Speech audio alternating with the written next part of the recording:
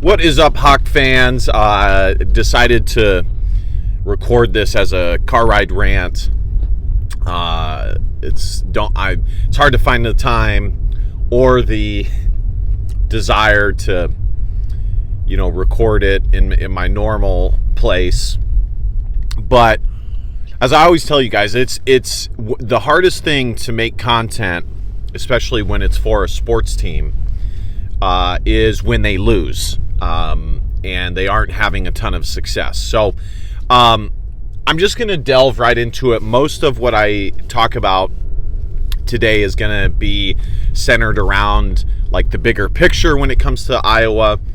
But they did lose 82-65, I believe, to Ohio State. They were largely in the game in the first half, and Ohio State broke away. Again, this is another road loss for the Iowa Hawkeyes. And by the way, I got the sunglasses back on when Iowa loses on the road. We're back at the funeral. We're back in the gloomy days. And I've gotten a lot of support for the sunglasses, so I think I'm going to keep that rolling.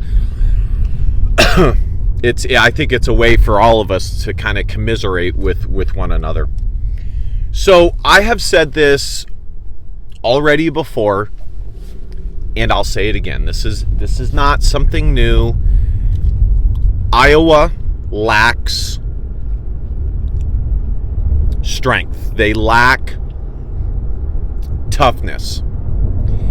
And now don't mistake this with playing hard, okay? You can play hard while also lacking toughness, okay? Iowa is a Division I team. They're a Big Ten program. They play hard, okay? Seldom are you going to find teams at that level that do not play hard, okay? Heck, even at the high school varsity level, varsity boys level, it will be hard for you to find a team that does not play hard. But you can always tell, and I know this even more so because I have two unique three. I've been a coach, I've been a player, I've been an official. You can always tell when there is a team that plays tougher, that plays their game. They know what they're trying to do. They know what they're about. And they know that they are going to outcompete, and a part of outcompeting is toughness, the other team. They don't worry about the officials because they know what they're about.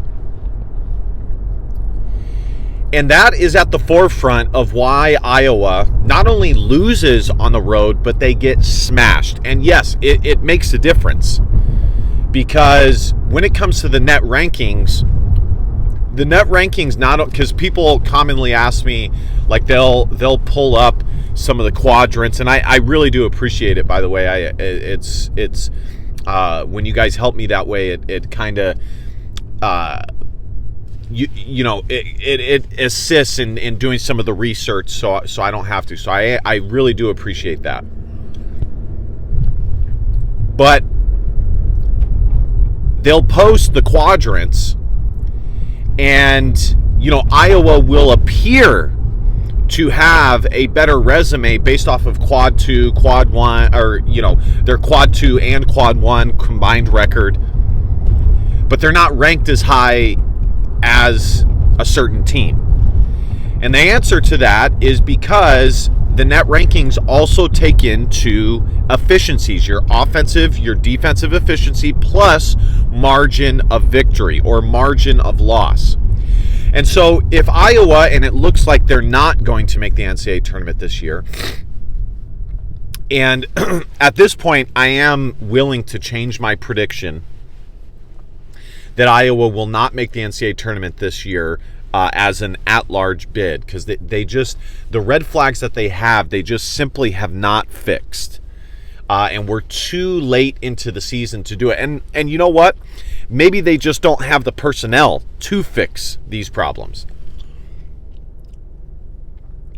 But margin of loss matters. And so when Iowa goes on the road and they get shellacked this way, it really hurts their net ranking. It really hurts their net ranking. And again, this all boils down to lack of toughness. Iowa does not have toughness. They do not play with a certain sense of physicality. And I've said time and time again, the only guy on a game-to-game basis that really gets after it from a physical grit, toughness standpoint is Drew Thelwell. And I think that says a lot, because Drew Thelwell is a transfer. All the guys that Fran McCaffery recruited, they play hard, but they don't necessarily play tough. They don't necessarily always play with grit. You can find games here or there where that's the case. Brock Harding occasionally has games like that. Peyton Sanford will occasionally have a game here or there where, he displayed some toughness. Owen Freeman will have a game here or there where he displays toughness. But it's not consistent enough. It's not collective enough. I think a perfect representation of this is Lajai Dembele. Lajai Dembele was a starter for the Iowa Hawkeyes because he does have tremendous physical traits. But he has since lost his starting spot because he simply does not bring any unique quality to the Iowa Hawkeyes that they don't already have. And I've said, early in the year when it came to Lajai Dembele, I said many times that, Iowa does not need him to score. They need him to rebound. They need him to be tough. They need him to do the extracurricular stuff. And right now, increasingly, because he can't do it, his minutes have diminished and diminished and diminished. And maybe that's just not the player he is, because there was one game where there was, he got taken out of the starting lineup, and then the next game he had like one of his best offensive performances. And I think that's illustrative of he simply might not be that player. And when Iowa when they no longer need him to be that guy, he might be more impactful to the Iowa Hawkeyes because he can play more of his natural game. But guess who has gotten more minutes? Seydou Traore. And I said that before the season started. I said that Seydou Traore would get minutes in one of two ways. Number one would be as the year goes on, depending on the game-by-game situation, if Iowa needed some defensive assistance or grit, they would bring him in. So you'd see games where he played 5 minutes. You'd see games where he played 15 minutes. Or they need it so much to where they have no choice but to put him in there and get substantial minutes. And that's where we are. At first, it was the former. Now it's the latter. So just to wrap this up, guys, because I wanted to keep this video to 10 minutes. Iowa, if they don't make the NCAA tournament, which it is increasingly looking like they won't, it will be because of their lack of toughness. I know some of you guys are going to say, well, it's their lack of defense. It's their lack of rebound. Okay, sure.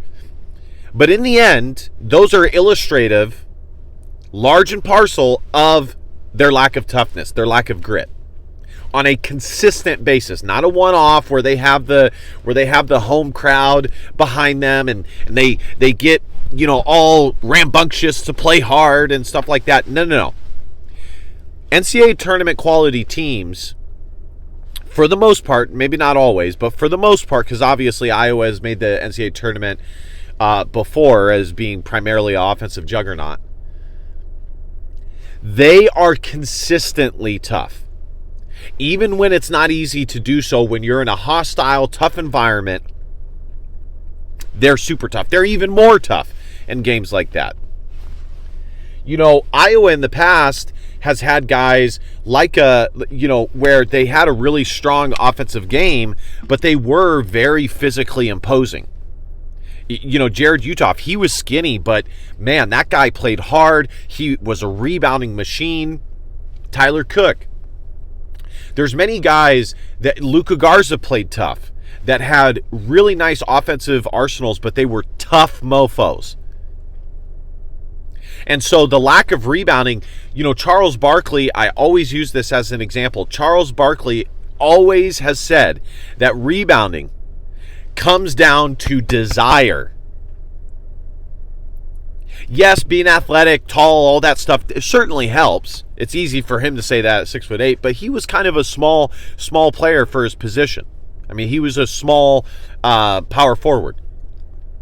It comes down to desire. Who wants that rebound more? And again, that is illustrative of a lack of toughness. Just some small things. Josh Dix had 0 points. Brock Harding had 0 points. The Brock Harding 0 points is not as big of a deal, but Josh Dix has been far too inconsistent this year. Okay? Owen Freeman, and I said this before the year, I really do like Owen Freeman. But at this point, and I do think he has taken steps forward, but at this point in his career, he is not a 1 or 2 option. Okay?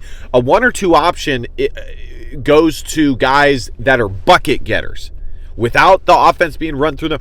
Owen Freeman, primarily scores from his post-up game that works within the offense, or, hustle plays, kind of extracurricular plays where he can pick up points. More and more, that's kind of how bigs score nowadays. Unless they're like a, Jokic. The 2 guys that are the bucket getters for the Iowa Hawkeyes are Peyton Sandfort and Josh Dix. But increasingly, it's turning into Drew Thelwell. But as far as like skill goes, talent goes, Josh Dix is that guy. And unfortunately this year, he has been way too inconsistent. He is way too talented to be that inconsistent. There's no reason that this guy cannot be averaging minimum 15 points a game. But he is kind of a passive player, and that's going to be his biggest roadblock to getting to the highest level, is his mentality as a basketball player. He is kind of a passive player, and that's kind of his natural inclination. A guy who is similar to that? Jared Utoff. But Jared Utoff gained that mentality. So, just to wrap this up, guys, we're at 13 minutes. I went a little over. It's not over. It's not. But Iowa's in trouble. They've been in trouble. They're going to have to go on a roll here. They're going to have to pick up at least 2 quad 1 victories, and they're running out of time, running out of games to pick up those victories. Make no mistake, the only bad loss that Iowa has is to Minnesota, but increasingly that loss is looking better. I don't think that that's going to end up being a quad 3 loss. I think it'll end up being a quad 2 loss, but we'll see. These are decent teams that Iowa is losing to. But if you want to make it to the NCAA tournament, you have to find a way to be tough enough to pick up a win in a stretch like this here or there. All right, guys, thank you guys so much for watching. Be sure to hit that subscribe button. Let me know what you guys think about this Iowa basketball team. A lot of you guys are under the fire Fran. I see a lot of those comments. I have said since last year, I gave him 2 more years from last year. So this year would be 1. Next year will be 2. And I do like the pieces that if everybody returns and, we see some of the recruits that are on the roster or will be coming to the roster, I like it will be a very talented team and a much different team athletically, physically. But I understand the apathy. I do. Trust me. And if I don't see marked improvement next year, I will be off the train as well, and I've said that many times. All right, guys, be sure to hit that subscribe button, like, comment. You guys know the drill. And last but not least, DBAP, don't be a pussy willow. Facts are feelings because your feelings just don't matter. Love you, Hawk fans. See you guys next time. Bye-bye.